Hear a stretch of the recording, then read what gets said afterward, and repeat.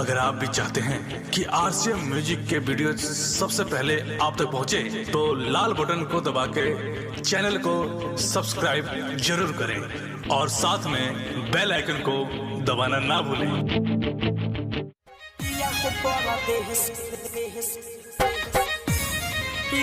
DJ Basir Bhagwanpur Simra.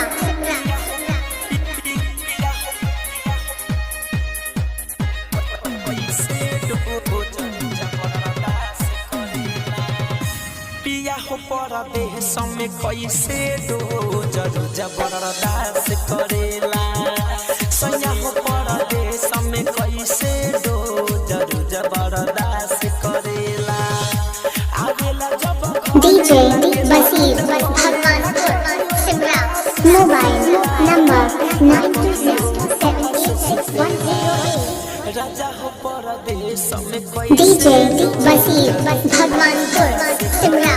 Mobile number 9267866108। जबरदस्त करेला। आवेला जब घरे लागेला तू करे न कहियो पास सुतेला, न कहियो पास सुतेला।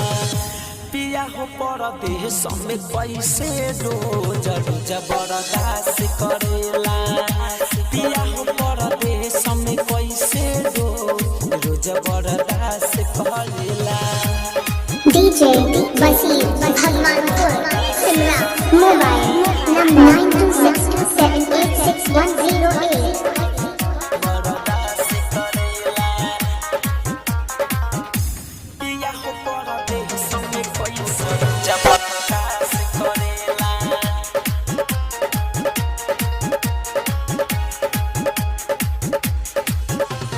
लागता कौन सवकिनिया के रजऊ रखल बार बहरवा हो बहरवा हो बहरवा। हाँ लोरा से भरल लहंगा साड़ी उठे भीतरी लहरवा हो लहरवा हो।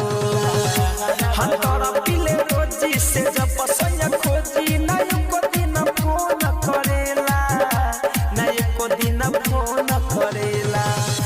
राजा परदेश में कैसे दो जबरदस्त करेला। पिया परदेश में कैसे दो जबरदस्त करेला।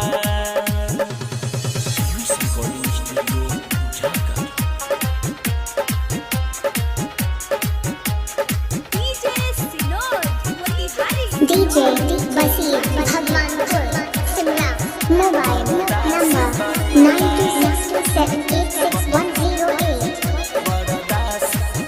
बरदास करेला।